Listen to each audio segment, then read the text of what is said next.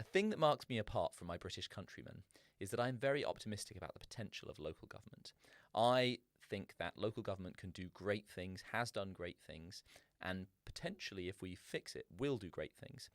However, this marks me apart in Britain because many people here believe that local government is inherently ineffective and maybe even corrupt and venal. I got lots of my opinions on local government from Judge Glock, so I've got him here on the Works in Progress podcast to discuss local government with me.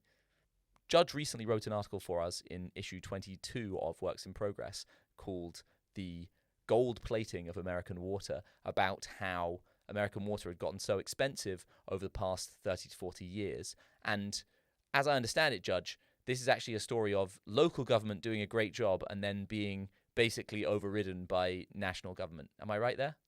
Exactly. So there's always problems with local governments, as you point out, but there's often something of a nirvana fallacy where people at higher levels of government think that they could smooth out the rough edges in local governments and perfect whatever minor or major problems they've exhibited in the past. And water was certainly an example of that.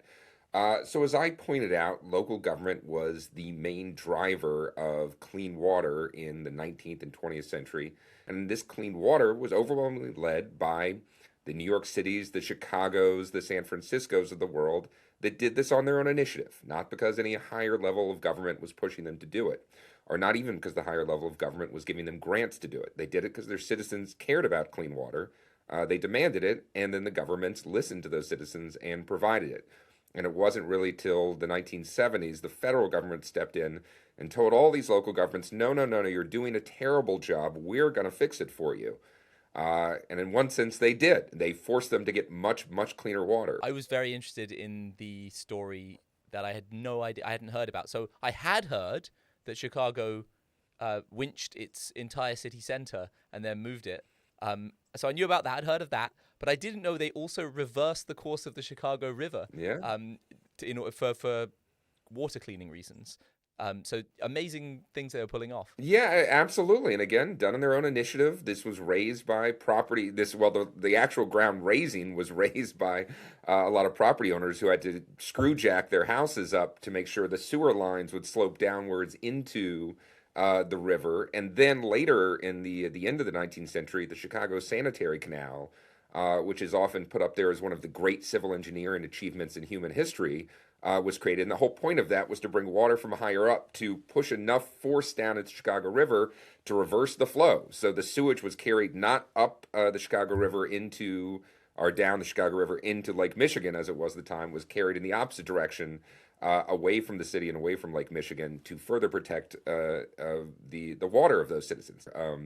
Should I mention the Cuyahoga River catching on fire, which is another example? Can we talk about that for a hot second? Yeah, go ahead. Okay, so everyone knows, or maybe not everyone. I don't know. Is in UK is that a thing? I think everyone knows.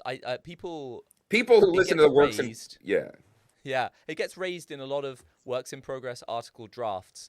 It's like a background fact to be like, rivers actually set on fire in the 1970s or the 1960s or whatever. But as I'm sure also many of your listeners and readers know, the reality was that the river had been catching on fire for decades. For whatever reason, this last fire in '69, I believe, acquired national prominence, which led to the song, which led to the eventual Clean Water Act and all of these other things. Was very short, was put out soon. It was actually kind of the end of a trend where Cleveland was cleaning up its river piece by piece. And as I pointed out, just before that river put on fire, the citizens of Cleveland had voted for I'm going to forget the number. It was tens of millions of dollars bond issue to further clean up their river. They said, hey, we care about rivers catching on fire. We don't like it any more than you do, rest of the country. But we're going to spend money to make sure it stops. And they were about to do that until the federal government stepped in with the Clean Water Act and says, no, we're going to tell every city in the country how clean your water is going to be and how much you're going to have to spend to do it. We're going to be the ones up in D.C. to balance these costs and benefits, and there are both. People always forget that in the environmental discussions. And as I try to show, that this created this kind of one-way ratchet effect without the countervailing balance of local voters and taxpayers who would actually think about, well, how much do I care about clean water? There is a point at which it's no longer valuable to me. We replace that feedback loop, which should be, again, the nature of good government. But you obviously had some wonderful pieces and works in progress to show historically how important local governments can be. And the little factoid that I always tell people to illustrate how important it was in the U.S., in circa 1900, 50% of all government spending was local government spending. Another chunk was state government spending, and then a much smaller chunk was federal government spending. And we've never appreciated them, frankly, since.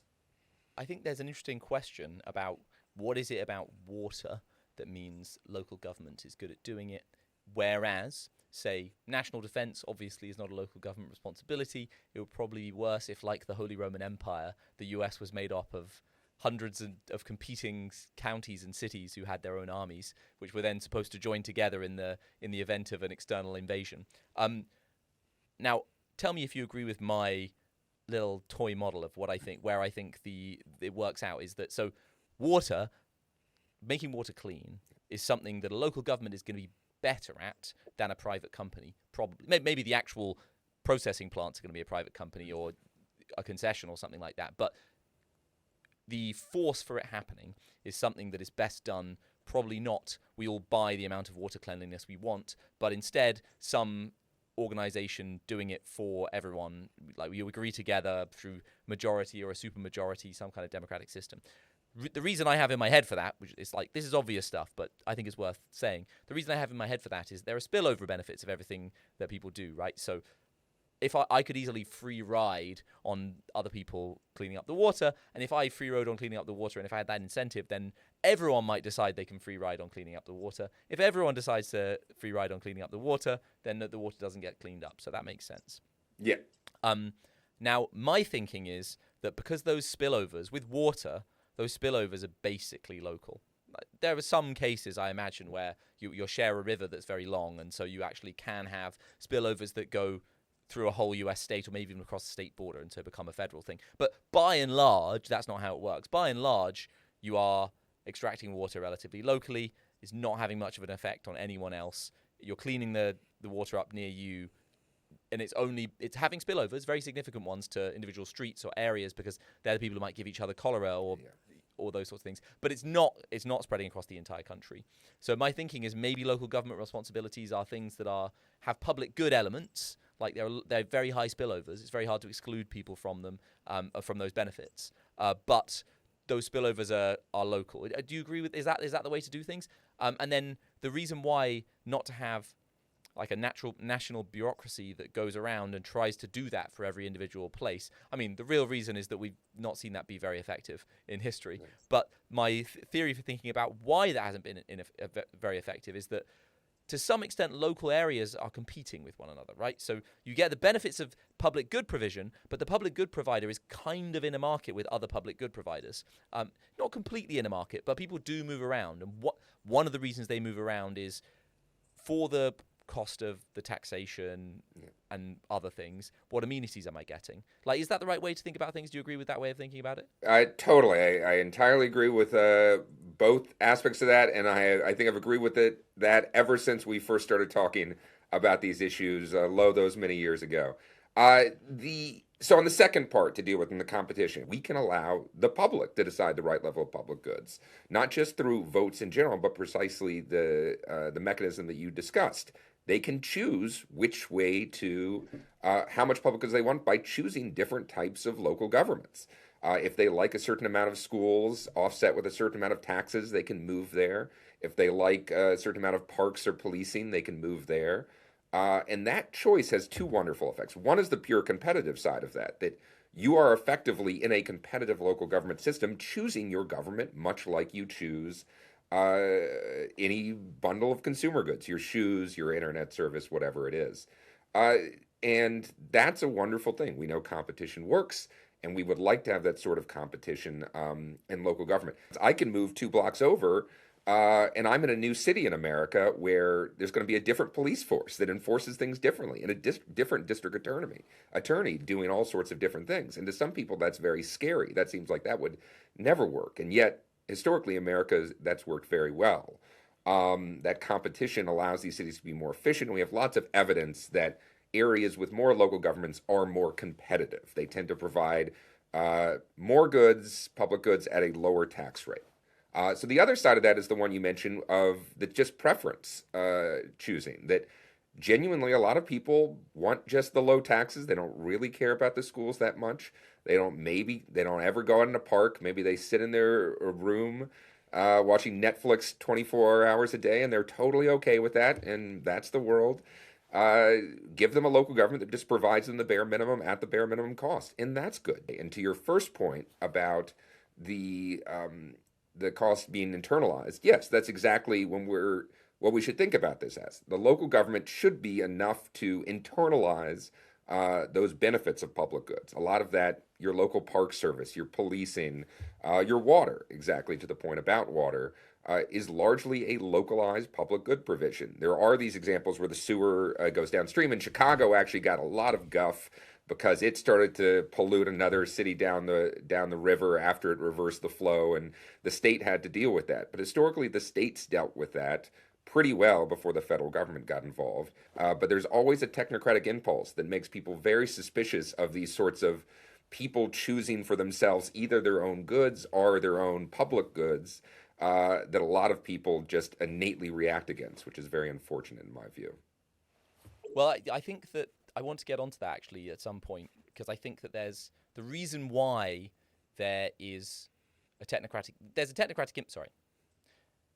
technocratic impulse, but that technocratic impulse is often empowered in various countries. And I think my theory is that that's when local governments have done bad stuff. And I think there's something related to that of maybe the responsibilities of local government should be to some extent constrained to prevent this kind of demand for shutting down local governments. And along those lines, in the US right now, I've noticed that at least in Florida and Texas, and maybe in some other states, there are increasingly loud property tax revolts, people getting upset about property taxes. Now, I'm sure that one cause is just like in the 1970s, one cause is that inflation is high, property taxes are often a tax that you actually hand over, like you pay them money, they don't get deducted. I don't know if that's always true, but for some people, like I gather that some people, their banks take them as part of their mortgage, and so you probably don't notice the specific portioning between property taxes and your other monthly payments as much. But for other people who don't have a mortgage or whatever, they're handing over a certain amount of money, they get upset.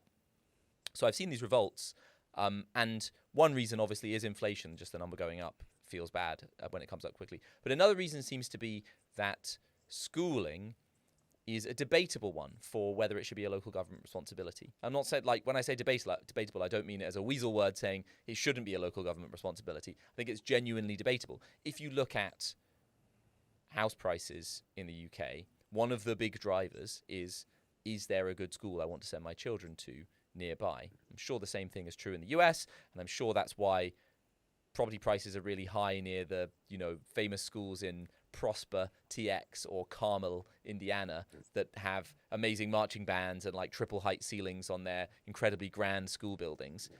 So to some extent, this is just a market for schooling, and especially in places where school districts are unaligned with other local government forms, it's like almost literally a market in schooling. But in other places, they've created an actual market in schooling, like with vouchers, and you can also see how competing by moving your whole life to a school might be less good than competing by moving your children to the schools around you, right? And with many goods, we don't have local governments compete over who can provide the best groceries. We have grocery chains that compete to provide the best groceries to everyone, and we drive to the nearest, or we take the train or whatever, to the nearest grocery stores, and that's how you get competition. So I think there's an interesting question there, like, should education be a local government responsibility? How do we think through that? And am I right in thinking, like, is that tension at the heart of these recent tax revolts? It's a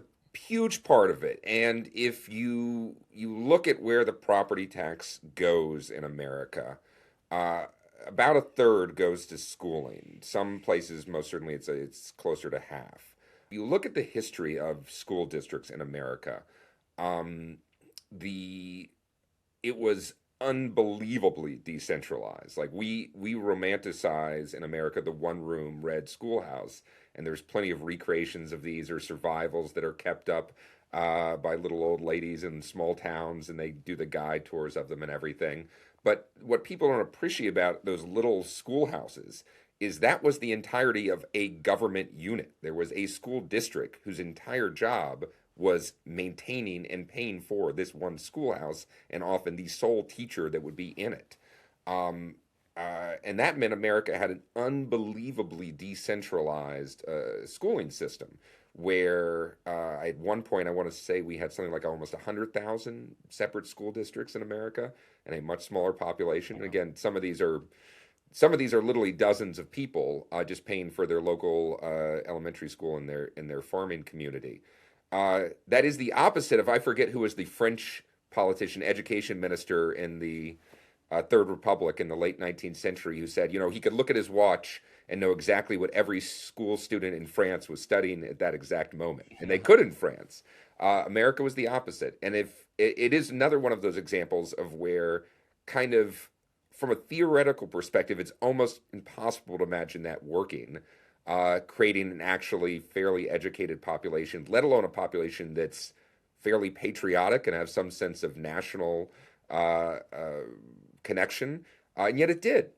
Like we had not only America in the 19th and early 20th century had not only the most literate population in the world by a country mile, basically 100% literacy by the end of the 19th century. One other unanswered question about local government for me is how much it should bundle. So one of the interesting things from a European perspective about American local government is that it's relatively unbundled. Yep. You often elect a mayor who picks lots of people, so that does happen. But in many places, you elect judges separately through a separate vertical. The school districts have elections, and they also take a separate precept when they're paid, and it's not going through a central pool. The school districts are running themselves, and so effectively you get to run these things as individual services. And I think there might be some wisdom in this. And the one that inspired me the most is I read a great article by a certain person about the Golden Gate Bridge, which, as I read, they set up a special tax district for it. They said, we're going to build this bridge. We think that the toll is going to cover all the revenues, but we might need a bit of cash to get started, and we need someone to be on the hook in case it doesn't cover all the revenues. And so it turned out they needed very little money from them, but they did take a small amount of startup capital at the very beginning, and then the toll covered it, and the toll's still covering it. It paid itself off, and then it just paid the maintenance going forward. And I feel like politics means that if you have swing voters who care about one thing above all, and you bundle all the issues together, then the swing voters might say, well, you might say, for example, in recent elections, swing voters have been desperate to vote for anti-immigrant parties, and the anti-immigrant parties have also been the anti-vax parties, and they're like, well, I don't really care about anti-vax. Maybe I'm a bit anti-vax. Maybe I'm in fact pro-vax, like nearly everyone in most countries. But nevertheless, I'm voting for the anti-vax party because I'm so. Immigration is such a salient issue for me. Yeah. And I wonder if that leads to suboptimal outcomes. Whereas if you debundle the services, then you can, like, one thing does not cause failure in other things. What do you think? Is that a possible reason for some of this success? Yeah, I did write that article on the Golden Gate Bridge, and I think it's a wonderful illustration of two important truths about local government in America, both of which get forgotten. And the one is exactly to your first point of that when you create a body who has a single job, and that job for the Golden Gate Bridge was to construct and then run the bridge and to pay it off. You created people with a clear incentive to make that system work well.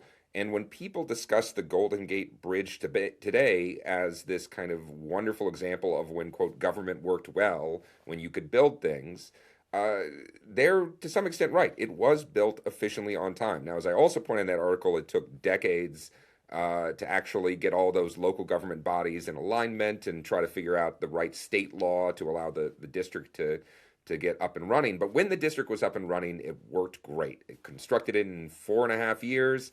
on time, on budget, and it opened up and became one of the marvels of the developed world. But the other side of the Golden Gate Bridge, which I also think is important in this story, is the fact that it's still in existence today and by many measures has become a horrible, bloated monstrosity. Maybe monstrosity is a little too harsh. I'm sure I know through like second order or two or three jumps someone who works at the Golden Gate Bridge District in San Francisco. And it basically should have disappeared in 1970 when all of the bonds were paid off, but they have since found a bunch of boondoggle projects to keep themselves going and keep collecting tolls and wasting money and so forth. So special districts, to my mind, seem to be like fairly successful means to create new infrastructure to manage a particular project. But over the long term, they can become little fiefdoms that are not too accountable for voters, precise because nobody in San Francisco even knows there's a different district there that's somehow operating this bridge and also the ferries and also a handful of buses now. And so it can just kind of go about its business without any sort of accountability and vote for voters. So America has about 20,000 general purpose local governments, those are your cities and so forth. But it has about 40,000 of these special districts. And I think the evidence on the whole is clear that although these special districts are pretty good at creating these new projects, when you layer them on top of each other, there's what gets called in the political science literature an overfishing problem, and that they are all actually trying to fish from the same pool of taxpayers, and they keep taking more and more out of it. So I think there's an I, argument for bundling a lot of this stuff in a central uh, municipal government, but that's not often the structure to build new things and create new things, in which case new forms are needed, like the structure that built Disney World, the what is it, the Reedy Creek sewer district, which Disney created precisely to create this whole town outside of all the local governments in Florida and just build Disney World public goods like he wanted Disney World public goods to be. And frankly, that worked pretty well. It's a little bit of a little bit out of control maybe now, but again, for the original part of it, if they get reintegrated, those things can be very helpful. I'm excited for when they start exercising their rights to build nuclear power plants in there. I'm sure we'll get them soon. I feel like we've been told that the Disneyland nuclear power plants are coming, but we haven't got any yet. Nuclear power plants actually gets perfectly to your other question about the property tax revolt, which I hadn't talked about. So one of the things that went wrong with the property tax that I've written about for your magazine is the fact that historically they were supposed to be centralized in the body or paid directly to the local government uh, you were in. And that was what the property tax did, almost by definition. They were the perfect kind of tax. But in the 60s and 70s, there were a lot of things that tried to centralize property taxes, at least at the state level, especially school district funding things. That there was this leftist argument in the 60s and 70s, and still today you hear it, although much less than you did, that, oh, it's this terrible thing that it's inequitable. You're funding schools through property taxes. And So, yeah, I mean, I think that it probably was true to at least some extent, right? So, at least in the 1960s and 1970s, if you were making this argument, then you're probably making this argument because there were schools with lots of African American children, lots of black children in them yeah, that were worse, and schools with lots of white children in them that were better. yeah. And like that was a recognized problem that everyone accepted was true. And the question is, did they address it the right way? I don't think it was a mistaken premise Wh- that that some school districts in the 1970s and 60s were like badly underfunded. The it was not necessarily a mistaken line of argument. It actually was a mistaken premise to some extent. So yes, like in one sense, a lot of this uh, advocacy had to do with the aftershocks of the Brown v. Board case in the 1950s and all of the desegregation efforts that were going on then. And a lot of people saw uh, decentering property taxes as the main mechanism for funding schools as the main way to continue on that battle against segregated schools, which was very important and to your point was a very real problem in America in the 1950s and 60s. But this is the important thing actually, which did get lost in that discussion, was that The reason the black schools were often bad was because the districts themselves decided not to fund them, even if they were in the same district. In fact, the South was very interesting in that because of segregation, they had massive school districts. And actually, if you think about this, it's almost inevitable, is that if you're trying to bus people to different schools and you can localize them all in one school in the area, well, it's easy to put a big circle around that school and make that the district. But if you have two races that have to be bused across each angles or travel across them, you need a lot of different schools in a much wider catchment area to allow those students to all go to these segregated schools. So the South had actually strangely large and, at least in terms of the districts themselves, equitably funded districts. The advocates were 100% right that inside those districts, the black schools were massively underfunded, but it was not a district problem. And in the non-South part of America, places like San Francisco, LA, New York, etc., they actually got the premise somewhat backwards, in that a lot of the black migration from the South was into inner cities and large central parts of American metropolises. And those inner cities actually had the most property taxes because they had these lovely downtown office buildings that required no services, didn't send any kids to school, but they threw off a lot of property taxes that actually went to the benefit of a lot of poor and minority students that were in these districts precisely when the white students were fleeing. So the net result of some of these advocates' work was to say no longer fund schools at the district level with local property taxes, was you either had state courts decide, well, we have to centralize it and you have to ship property taxes across borders, or we have just the state legislature takes it on themselves to centralize it. You actually had the strange sight of a lot of majority minority districts shipping school funding to wealthy suburbs that just didn't have a lot of office buildings in them. So it was kind of, they were looking at this premise entirely the wrong way through that kind of segregation model as opposed to a district funding model. And now here's where we get to the nuclear power plant thing that started us off on this, or started me off on this, is that, so one of my little favorite studies in this regard is that they showed that property values of homes and so on in other places that had nuclear power plants in their district went down very drastically after these school funding battles went in. And so that seems like kind of an absurd thing, connecting nuclear power stations, local home values, and school funding litigation. But they were all connected in that when property taxes got centralized, that money that came from the nuclear power plant that was going to all of those local schools, local taxpayers, and so forth, no longer went directly to them, but got shipped out elsewhere. So the local governments who weighed the cost and benefits to some extent of nuclear power, which seems, again, technocrats get kind of antsy at this stuff. What do these idiots know about where to plant a nuclear power plant? But like the business and the local governments decide together that we want this sort of thing. And after those school equalization rulings and the centralization of the property tax, not only did the local value go down, but there's a lot less incentive for that local government to say, yeah, we'd like a nuclear power plant. All things equal, we're not thrilled about having the cooling towers next door, and I like the views, and maybe a pelican's going to run into them or something. But, if it's reducing my property taxes, that's a good trade. And after that centralization of property taxes, one, people turned against property tax in general, because which led to a lot of the revolts we discussed, and two, it gave those local governments a lot less incentive to welcome new stuff, housing, nuclear power plants, everything. I follow the AI infrastructure build out to at least some extent as a spectator, and you see things like Elon building in Tennessee, or all the data centers being built in Loudoun County, Virginia, which is making $875 million a year from its local business property tax. My assumption, therefore, is that the places where this is happening still get to retain most of their property taxes. Is that a correct impression? Yes. So it's more stable in the South and less likely to be centralized.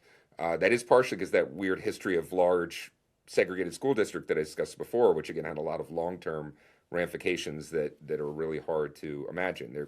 They're largely coterminous with counties in the South, which is not the case in a lot of the rest of the country, school districts.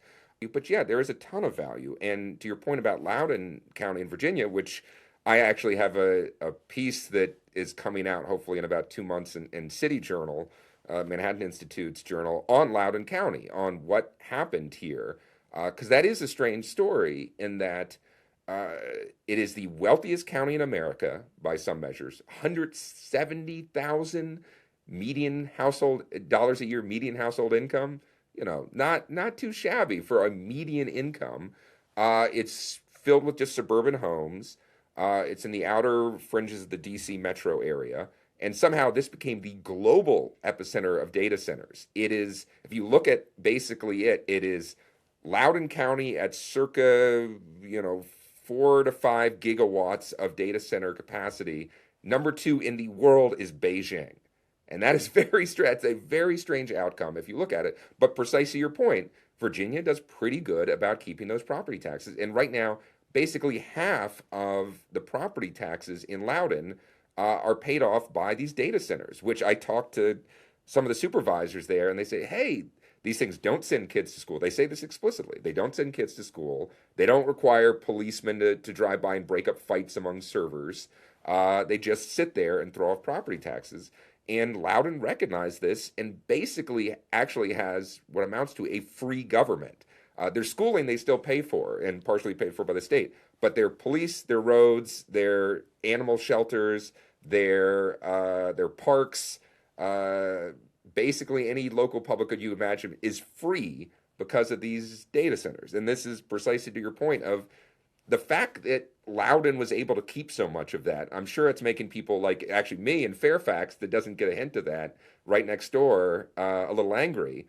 And if it had been centralized in Virginia, maybe I could get my taxes lower a little bit. But if you think about it in a different sense of that, allowing these local governments to capture that created this wonderful incentive for them to build out something that wouldn't have existed at all if not for that local property tax. And so I think, yeah, Loudoun is a wonderful illustration, which is precisely why I wrote this story that's coming out later on how much this stuff matters. And you can make Loudoun County, Virginia, outpace Beijing in the next wave of the Industrial Revolution, which seems absurd on like 7 levels, but totally true. It's pretty impressive. One of the articles we published recently that was very much on this point was in the French nuclear build out. They had locally retained business taxes, which have now basically been scrapped. Actually, in the last 7 or 8 years, it's a bit of a disaster how local government incentives have been completely undermined. They get shares of sales taxes now rather than local property taxes for most of their revenues. But while they did, if you were near Choose on the Belgian border, or if you were near one of their other 36 nuclear power plants that were built during that time, they were known as like Kuwait on Loire, and everyone would just have zero property taxes. Or if they did keep charging some residential property tax, because then they would be charging like to give people free cable TV and to give people like amazing cars or whatever it was. And it's similar to the US in that the lowest unit of French local government, the commune, can be very small. So the area within which it can be retained is very small. In the UK, we have, by international standards, very large, smallest form of local government. There are 350 in England and Wales, and they've all got hundreds of thousands of people and cover thousands of kilometres. And so potentially some of the incentive effects, even if you did retain the money, which, let's be clear, you don't in the UK. Yeah. There's extremely high redistribution between local governments, de facto and de jure. But even if you did, you might still not want it to happen, because if there's someone 50 kilometers away might be happy for the big local government for the whole area accepting a pile of cash to allow development near them. But if you're right near the development, unless you think that local government is going to direct the money to you and your guys who are right near the development, you might think, well, it's not worth it. It's not. It's the money's being spread so thinly across such a wide populace that even some of the benefits of local government can't come through.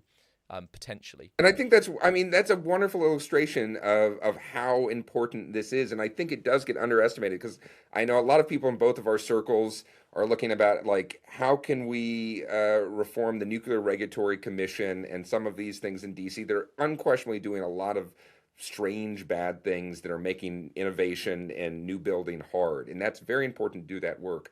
But I think just people consistently underestimate the importance of not just having local buy-in, of local demand to build. Like if you have the local demand, like of somebody wanting that nuclear power plant, that creates a political force that gets all the way up to DC too. Or in France, to your same example, like if we can get one of these things, we're maybe going to talk to our MP or whoever it is to make sure they push hard on that regulatory burden that's preventing us from doing that. I think there's a lot of that kind of political economy communication that gets cut off when we don't trust these local governments to do anything.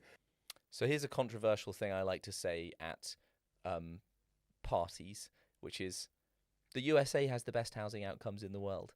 I'm constantly told that the USA has one of the worst housing shortages, has a big housing crisis, etc., etc. But then when I look at numbers, I see things like, wow, Americans have dramatically more, like double as much space per capita on average as Britons Yeah. do. And obviously Britain doesn't do especially well. One of the worst off, one of the countries with relatively poor housing outcomes for our income level. But the US does much better than countries like, if you look at and I do not want to pick on literally the best data journalist in the game, John Byrne Murdoch, but he did a good article on he did an article Yeah. on Anglosphere versus continental housing outcomes, and it had loads of interesting data in it. But my view was that the overall thrust was mistaken, because it would say it implied that Italy has these amazing housing outcomes, or it implied places like Italy or Spain had great housing outcomes. Now, if you average across the whole of Italy and Spain, in fact, there is it's got loads of spare housing, but it's got loads of spare housing in places that people don't want to live.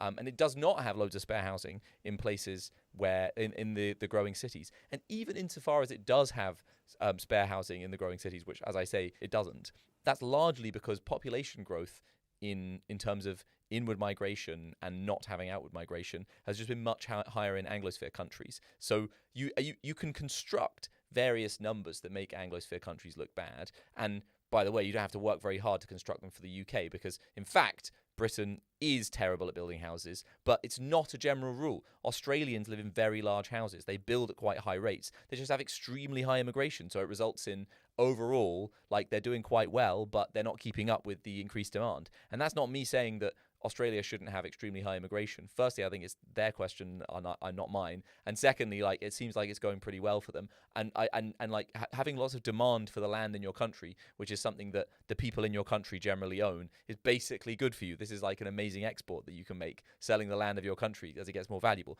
But on the pure question of, does Australia do a good job on housing? Well, the average house size is like 2,300 square foot. So they're doing a pretty good job when I live in a country where the average dwelling size is 850 square foot. I think that those things aren't fully adjusted. There's actually terrible cross-country comparisons on housing costs. Just the reason Murdoch in that piece, and I also argued with that piece a bit online, was because he showed changes in housing cost over, I think it was the last 20 years or whatever it was, a certain time period, not absolute numbers of housing costs or housing size.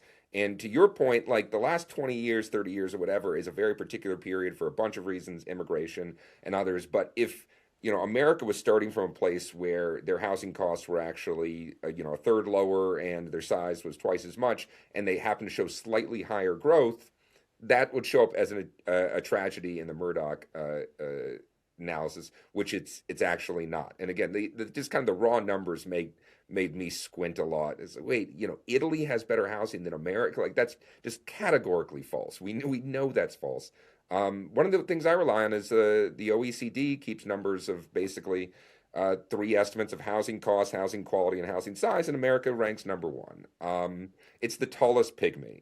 It's absolutely true that there are severe housing shortages in, say, San Francisco, New York, etc. But also you need to balance that with Ed Glazer. When he looked into it, it was 80% of US housing markets, of US metros, where a new house on the edge of town is not significantly different from the cost of building that new house, right? Yeah, Suggesting limited scarcity. Now, they may have specific localized shortages, like maybe you can't get a townhome for a good price in in that city, or like maybe you can't get an apartment for a good price. Like, no one's saying there aren't restrictions, but there are big problems in lots of different places and in lots of different ways, and the metrics are really bad for teasing them out. Yeah. And it's not a simple number either. Yeah, I like the OECD number, but wait, we're actually aggregating Midland, Texas, and San Francisco. That means, and like that's not ideal. These are very different circumstances. But on the question of yeah, what America really has, we've had something more of a general housing issue since COVID. I do think that's largely demand driven. As I've told people, it's because our residences now are also office spaces and retail spaces. I'm working out of home right now. This chunk of space that I have in my house is something that used to be in an office building, and now that's been transferred into all of our houses, which puts up demand short term. But one of the things that often animates my thought about this is William Fischel, the economist, who I think I mentioned briefly before. He did this wonderful reanalysis of Federalist 10 by Madison, the most over analyzed piece that's probably ever been written on political science. And I'm sure other people have made this too, but his basic argument was when Madison was talking about faction competing with faction, he was actually fundamentally talking about levels of government and which level of government should have different duties. Because factions compete with factions at local governments too. Why, when Madison was arguing for the necessity of a federal government on top of all of them, why did he need to make this basic argument about faction? And Fischel's argument is that Madison was saying that large centralized governments tend to be minoritarian. They tend to listen to the voices of small groups and individuals, while lower levels of government tend to be majoritarian. They tend to listen to the majority of people most of the time. And that's why these local governments work. If you're looking at the median voter, if you're looking at how local governments deal with tax and other things, they're basically answering to the majority there. And they're doing it well, which is what they want them to do. But local governments do have this capacity and tendency to be somewhat oppressive of minorities. Now, as we think of in the U.S., obviously mainly in the context of civil rights, and we discuss Brown v. Board of Education, and that is not surprising, a centralized government that was taking more than average concern about a minority inside these states where the majority was ruling them, and they did care about these civil rights. The reason we care about the Bill of Rights and other things is ideally the federal government is protecting these minority rights at the local level from a harsh majoritarianism. Now, one of the most important of these rights that has got lost is property rights. And a lot of these local governments have a tendency to kind of expropriate the value of a handful of property owners or landlords if it's rent control, or a small group of farmers who maybe wanted to develop their land. And you do want a government that is able to stop that expropriation. And I think part of what these cities do need to have, ideally, what they really need to have is a lot more competition. But they do need to have a kind of legal and statutory structure in the state level that is telling them, no, you can't simply tell people that you can't develop anything on your land, even if it looks exactly like the neighborhood 2 feet over where it's already been fully developed. That's an expropriation. And I think that's what we need to think about, what these higher levels of government need to do for these lower levels when they are preventing, where they're allowing what is actually the majority to get their way, which is often no development. And you can do that through competition, and you need to do that to some extent through those legal structures protecting property rights. I have a slightly different instinct on the way to control it, but I'm not sure if it's right. This is just, I'll tell you why I think this, and then you can tell me what you think, which is that, so in the UK, there's a small dwindling number of people like me who think local government is potentially good. And this is very unpopular for the reasons I said at the beginning. People think local government is corrupt and venal, or like a total joke with incompetence, or can't do anything. And people like me argue that no, they've just been given these massive statutory obligations. So 70% of the average district council, that's the main form of local government in the UK, 70% of their budget is spent on a legal requirement to provide social care to disabled or old people. 70% of the entire budget, right? So everyone gets really angry their local government is not taking the bins out enough, and they have no idea that all the money is just being spent on like everything is being spent on avoiding being sued over not giving someone a taxi to go to school or all those sorts of things. Anyway, the people who do care about local government will often blame Margaret Thatcher for destroying it. And it's absolutely true that Margaret Thatcher, at the very least, put the nail in the coffin of local government. But I think you could definitely make the argument, like, significantly undermine it in lots of different ways. But I think that you need to take the analysis a little bit further back, which is that Margaret Thatcher doing that was elected to do that, right? There was enough widespread support. Now, you could say that she did it as a kind of personal ideological drive based on taking power for other reasons. But I think that's, if you look at what people were saying when they were voting and the general undercurrent of views, that wasn't the case. There was a widespread view that local government was bad in the same way that people think it is bad today. And in particular, one thing that people disliked was that the well-off minorities in minority in a different way, right? Like, not a minority that we usually feel that sympathetic towards, or at least that many people feel that sympathetic towards, our brave billionaires. But the minority of rich people in an area would face like really high domestic rates, property tax, to try and get loads of cash from them to spend on local communist projects, basically. And they actually were taken over by literal communists in loads of important places in the UK, people who considered themselves to be communists. And they basically did stuff that they were able to do, oppress the minority at a local level, which led to these minorities grouping up at a national level, and they were enough of a power to give Thatcher majorities that she could use to destroy local government. And obviously, we all lose out because I think infrastructure delivery has been more expensive and slower since local government was innovated and denuded. And I think that house building incentives, actually, they were kind of already broken to at least some extent, but they're much worse now. And I think that now there are places in the UK don't get that money from data centers if they built nearby. If you built a data center in a place that earns more than average, then that money will just be taken, pooled, and sent somewhere else, right? So this is clearly bad, and putting the final nail in the coffin was itself bad. But I think that the problems were already there beforehand. So what this leads me to think is perhaps local government needs to have its functions constrained. And we say things like redistribution must never be pursued at a local level, right? Like we care nationally about inequality and about poverty, and we should do those through a national, and like the local government shouldn't be giving out our main disability welfare. Like, it's crazy that this is a local government. Why do we do this at a local government level? I don't think there's any good reason for it being local. Is it possible for a higher government to not intervene? Because what I'm hearing from you is that maybe the solution is to have an active, vigilant higher government that checks when they're doing nasty things and goes in to make sure it's not happening.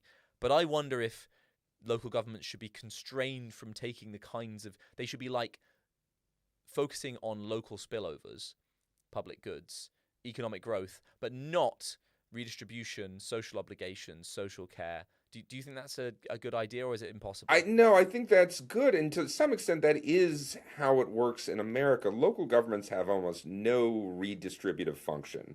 And there's a famous book called City Limits by Peterson, who discussed exactly why are these functions divided at different levels of government. And he identified redistribution as a fundamentally centralized function that should be carried out there because there's just a lot of negative spillover effects and negative attraction effects of having different levels of local welfare provision. And if you go back even to Adam Smith and The Wealth of Nations, it's very fascinating that some of his biggest complaints are about the local apprenticeship and local poor law systems, which his argument, which is not entirely wrong, is that because poor law was funded locally, going back, of course, to the Elizabethan Act, that these local governments had an incentive to exclude a lot of people from moving into them, because they knew this is where you had the outwarning, and this was actually adopted by a lot of the Puritans and the Pilgrims in America when they moved over here, that your local government, because it had a complete duty to provide for the poor, they were very careful about letting people move in. And Adam Smith was himself very concerned about how this inhibited mobility, and in particular inhibited the working class from moving to the area where they would be most productive and most efficient. And it was a real problem. And it was only later, where some amount of centralization of these functions happened, that you could break down these local mobility barriers. And I think there's simply actually no way to have both redistributive local government and free cross area mobility. And effectively, a lot of these local restrictions I think you have in a lot of countries, and I don't know the British situation quite as well, but I think it's to some extent of this, is zoning and anti-building ways are effectively a way to control cross-border immigration. Like you can different actual individuals move in, but they'll have to have a certain level of income or whatever it is to move into it, and that will using zoning to control that in migration will limit the sort of negative effects of having a locally funded redistributive system. And I think like actually exactly to your point, getting rid of that local redistribution, centralizing that, which is something that Richard Nixon in America did to some extent with the supplemental security income in 1972. He said, we're having all this cross-border problems and so forth. Let's just make this a pure federal function. I think would go a very long way to that. But I can't help but mention too, specifically to your point about the Thatcher problem. I did mention in that Growing the Growth Coalition piece about her taking away all the local commercial property taxes, specifically from local governments, and not allowing them to benefit because, yeah, these local governments were bleeding some of these businesses dry. But the long-term effect was local governments in America, in the UK, just didn't build the laboratory space, the office space, and all the other things they needed because they got almost nothing out of the benefit to that. And that's specifically in wealthy areas, yep. right? So in practice, if you're in a less well-off area, you do generally retain your business rates effectively. In practice, like because of the way the formulae are done, in worse off areas, they expect to retain more of the revenues they raise in practice. And it's very complicated, and I will get some of the details exactly wrong if I try and explain them. In the 1990s, generally, if you were a well-off area, if you raised £1, you expected to lose £1. So it was almost exactly pulled away. And that's why you see, especially since then, you see that there's a great guy who there is an entrepreneur called Tom Forth who writes a lot about local government in the UK, and he's a brilliant thinker, and he has written a lot about how northern local governments have been much more pro-growth than local governments in wealthier areas in like Oxford, Cambridge, London. And he takes from this that we should move high human capital government-run orgs like R&D orgs to the northern cities that are willing to grow and shift the agglomeration benefits there because we can get more out of those benefits because the other inputs are cheaper and more abundant. And may not be true, but I think that this gap has widened a lot since the 90s, and this anti-growth gap, especially on business property, has really widened since the 90s, I think. Interesting. Here's a question I have for you is, so I'm very interested in the idea of new local governments. I think that the US and maybe Switzerland and lots of other countries have invented pretty good local government systems that have generally retained a lot of their benefits over the long run. But even those systems have been best when they've introduced new systems, or at least there has been a lot of introduction of new systems. So like condominiums, new kind of very small hyperlocal government that governs an individual building, or basically the same thing, governs an estate, or what I would call a housing estate, a homeowners association, right? It's like kind of like a condominium authority, but for a spread out building. Now, am I right in thinking that these new institutions came about in response to local government changing and not being able to do certain things that it used to be able to do before? Like, yeah, I think so, to a large extent, and just allowing more flexibility in setting up these local governments. And the interesting thing is, historically in America, it was basically founding new governments out of scratch all of the time, for people just creating a new fundamental constitutional structure there. And I do sometimes tell people this, that similar to like, how the European Weberian stance of like monopoly of legitimate violence is a very specifically European view of government.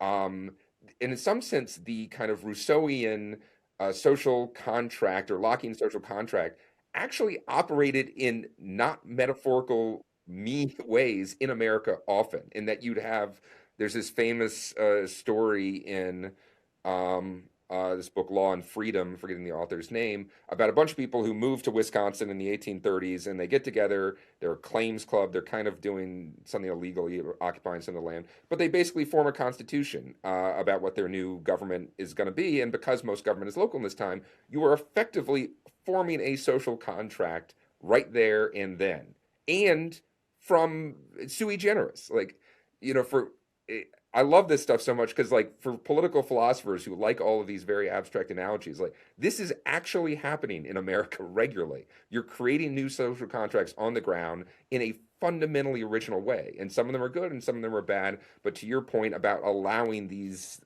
efflorescence of new social structures, new governments, that really helped, I think, America grow and created a fairly successful local government system. Now, today, yes, like I mentioned, these local government codes are very formalized and very strict. And you create a lot of these homeowners associations that basically run towns like governments. The homeowner association in Reston, Virginia, I think governs 60,000 people. So technically, it's one of the bigger cities in the state of Virginia. The Woodlands in Texas is governed largely by a homeowners association, and they have a lot more power to create the kind of governance they want. But in some sense, we should just allow locals a little more discretion about, when to create these things and how to create. I mean, in another fundamental way, Hendrik Hartog, this great book, Public Power, Private Property, talked about how the laws of corporations and municipal corporations in early America was barely differentiated. The corporation of the city of New York was not fundamentally different in legal terms from the corporation of Chase Manhattan Bank or whatever. At the time, it was just Bank of New York or whatever. And, just like today, you have a lot of discretion in creating a corporation and writing your bylaws and doing all that sort of stuff.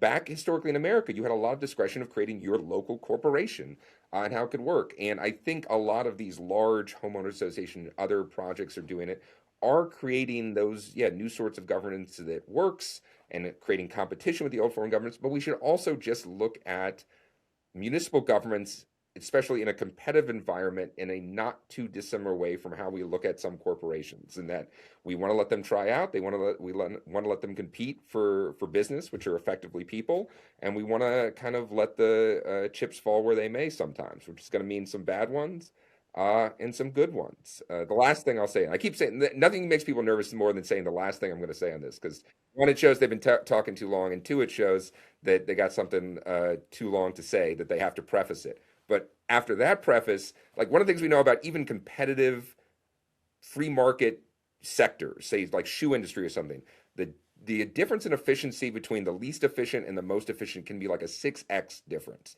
It can be huge. And again, a lot of people see similar, like, differences in efficiency in local government and assume that's a failure. But to some extent, you got to say, well, that's just what's going to happen in any sort of competitive market. And the ideal centralized version is not going to be better necessarily.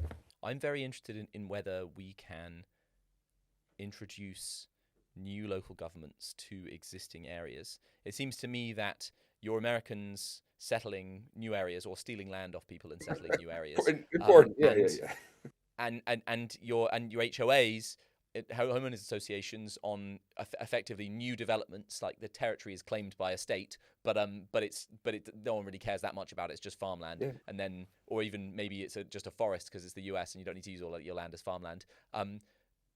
Those ones seem much easier politically than introducing new government forms within existing inhabited areas, because in an existing inhabited area, there's always going to be someone who objects to a change.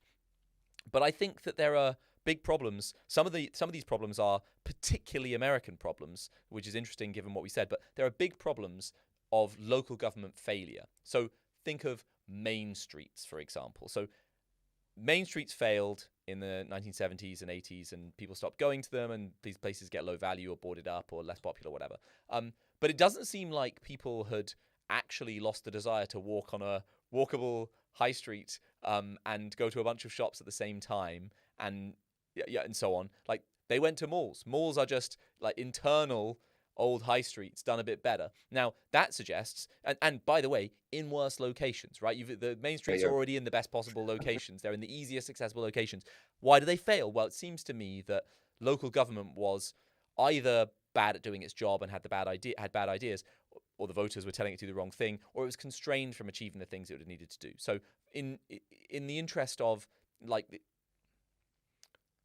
main streets have some prisoner's dilemma situations going on, right? Whereas if it's in total fragmented ownership, every shop is owned by a different person, and there are no rules about what you can do, then often you have an incentive to have lurid signs to attract people to you, and to have businesses that generate a high revenue per square foot, but destroy the revenue in all nearby businesses, like you're running an illegal brothel or something like I don't know, but there are lots of businesses that do that, right? Or something noxious, or bringing criminals in, or whatever it is. And of course, shopping malls they're pedestrianized, and obviously roads are very useful infrastructure, but also cars going past fast in the middle of two sides of a high street, of a main street, is like extremely enervating on public life there, and means that it's not a very attractive place to go shopping. Yeah. And so all of these factors put together, and also you can't control crime.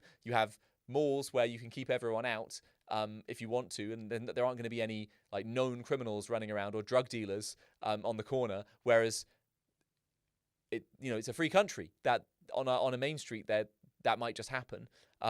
So I wonder, is there can we come up with ways to tackle this problem? I went to the meatpacking district, Chelsea, in New York, and there's a business improvement district there, and they have removed most of the ugliest signs. They've resurfaced the street. Well, they've torn up the tarmac so that the original stone sets are many of the streets. The pavements are all flagstones rather than nice stone flagstones rather than tarmac or anything like that, or concrete, or broken concrete, as it mostly is in the UK, like broken concrete panels with big holes. And so they've done a good job there. Is that a generalizable thing? Like, could we recover loads of main streets? And of course, they've got regulated shop signs on all the shops, and they're not letting random, smoke shops set up there or whatever. It's like it's a curated, nice set of shops. No hoteling problems. You get a nice mix. Is this something we can generalize? Like, are business improvement districts the answer, or like is there a big? Why isn't this more widespread, basically? Yeah. Like, why aren't we doing this across the US? I think it's becoming much more common, and Dan Biederman, who was the guy who created I believe the 42nd Street Improvement District in New York, and kind of led off the American movement for bids, as they're called, was a big part of this. And he realized all the problems that you identified, and realized there could be a governance solution to that, which is creating this semi-independent body that has some amount of authority. Got uniformed guys. They're not policemen, but they'll shoo away the right people, and they're not carrying guns, but they'll make clear who can be there and who can't be there. And try to create some of these, or internalize some of these externalities that exist. That's all we have time for. That was the Works in Progress podcast. Thank you very much, Judge, for coming on. Thank you, everyone, for listening.